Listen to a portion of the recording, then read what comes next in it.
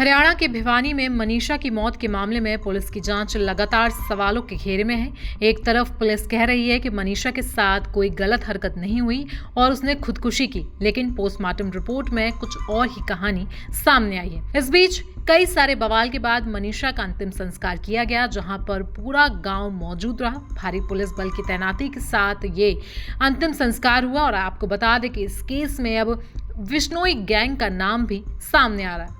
तो कहां तक पहुंची है ये जांच, इस पूरे मामले में क्या क्या अपडेट्स हैं, चलिए आपको एक एक करके विस्तार से बताते हैं।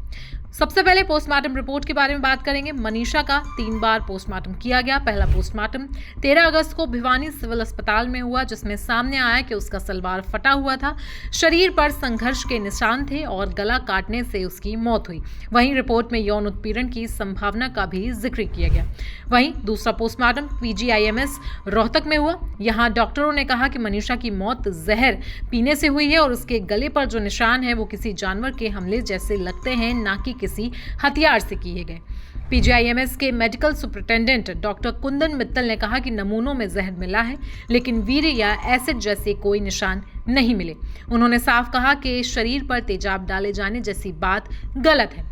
टाइम्स ऑफ इंडिया की रिपोर्ट के मुताबिक पुलिस ने पहले डॉक्टरों को बताया कि उन्हें लगता है कि मनीषा के साथ पहले रेप हुआ, फिर गला काटकर उसकी हत्या की गई। रिपोर्ट में यह भी लिखा गया है कि मनीषा ने पीला सलवार पहना था जो आगे से फटा हुआ था और डोरी खुली हुई थी, साथ ही शरीर पर चोट के निशान थे। एक डॉक्टर ने कहा कि घाव का लाल होना बताता है कि ये चोटें जिंदा रहते लगी थी। इस बीच मनीषा का तीसरा पोस्टमार्टम भी किया गया, जहां उसके शव को दिल्ली एम्स भेजा गया और तीसरे पोस्टमार्टम के बाद ही परिवार वालों ने मनीषा का अंतिम संस्कार किया। मनीषा के अंतिम संस्कार में पूरा गांव मौजूद था और भारी पुलिस बल की तैनाती के बीच ये पूरी प्रक्रिया हुई।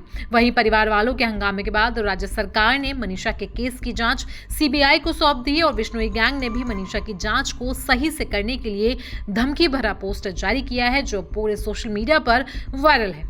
इस पोस्ट में साफ लिखा गया है कि बहन मनीषा को इंसाफ दिलाया जाए, चाहे सामने कितना भी पावरफुल आदमी क्यों ना हो। यहां तक कि विश्नोई गिरोह ने सरकार और पुलिस को भी हिदायत दी है कि यदि परिवार को न्याय नहीं मिला तो वे अपनी तरह से इंसाफ करेंगे। तो मनीषा हत्याकांड में लगातार हो रहे अपडेट्स हम आप तक पहुंचाते रहेंगे। बाकी आप इस मर्डर मिस्ट्री के बारे में क्या कुछ सोचते हैं, हमें आप कमेंट सेक्शन में जरूर बताएं। साथ ही साथ देश दुनिया की बाकी खबरों के लिए भी जुड़े रहें हमारे साथ।